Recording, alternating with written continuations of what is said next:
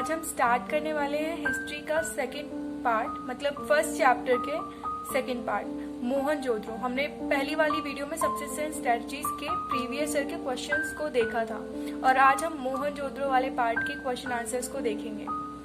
So let's start. So question है, explain the distinctive characteristics of the residential building of Mohenjodaro. तो मोहनजोदड़ो में जो residential building थी, हमें उसके जो कैरेक्टरिस्टिक्स हैं उनके बारे में लिखना है। तो जो मोहनजोदड़ो में जो टाउन्स थे वो दो पार्ट में डिवाइड थे, एक तो था लोअर टाउन और एक था सिटाडल।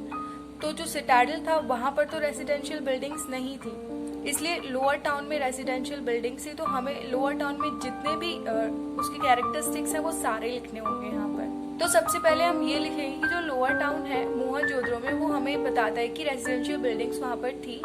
एंड उन बिल्डिंग्स में क्या होता था कि जो एक कोर्टयार्ड होता था उसके सराउंडिंग सारे रूम्स हुआ करते थे। कोर्टयार्ड मतलब होता है आंगन, और आंगन के साइड में जितने भी रूम हुआ करते थे और आंगन बीच में होता था, ठीक है। और जो कोर्टयार्ड होता था वो सेंटर में हुआ करता था ऑफ कोर्स, और वहाँ पर जैसे कुकिंग हो जाती थी या फिर जो भी बैठ कर गप्पे वप्पे मारते होंगे लोग। क्या बोल रहा है? मजाक कर रहा हूँ बाबू जी। जो भी करते होंगे। देन वहाँ पर जो घर थे उसमें कोई भी विंडो नहीं थी। अब विंडो नहीं थी बिल्कुल भी, तो फिर इससे पता चलता है कि जो बाहर से जो देखते होंगे अंदर तो उनको कोई व्यू नहीं मिलता होगा, तो जिससे पता चलता है कि वो अपनी प्राइवेसी को लेकर कितने कंसर्न हुआ करते थे। और वहाँ पर जो बाथरूम हुआ करते थे वो भी ब्रिक से बने होते थे, और जो उनका जो ड्रेन था वो स्ट्रीट ड्रेन से कनेक्ट हुआ करता था।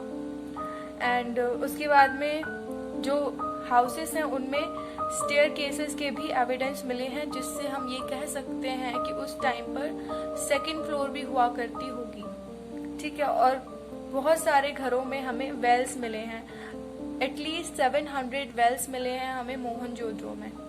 तो ये सारा हम लिखेंगे। ये क्वेश्चन 3 मार्क्स में आया हुआ है, 3 बार आ चुका है ये, और 3 मार्क्स में ही आया है।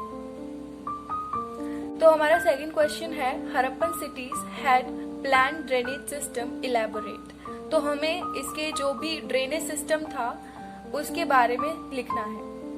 सबसे पहला पॉइंट तो यही लिखना है कि जो मोस्ट डिस्टिंक्टिव फीचर जो मिला है हड़प्पन सिटीज में वो उसका वेल प्लान ड्रेनेज सिस्टम है, जो कि मोर्टार और जिप्सम से बना हुआ है, और बहुत बड़ी बड़ी ब्रिक्स जो है वो उसको कवर करती है। मतलब जो नालियां बनी होती थी वो डायरेक्ट दिखती नहीं थी, उसके अंदर जो भी पानी बह रहा होगा या फिर जो भी, वो दिखता नहीं था, क्योंकि जो लाइमस्टोन की जो बहुत बड़ी बड़ी ब्रिक्स हुआ करती थी उनको रखा जाता था उनके ऊपर, ताकि अगर उसको साफ करना हो तो उनको हटाकर आसानी से साफ किया जा सके। देन जो ड्रेनेज सिस्टम था वो कैसा था, ग्रिड पैटर्न का था। जैसे ये घर बने हुए हैं तो एकदम सीधी जाएगी और टेढ़ी होगी, और इस तरीके से मतलब कि एकदम राइट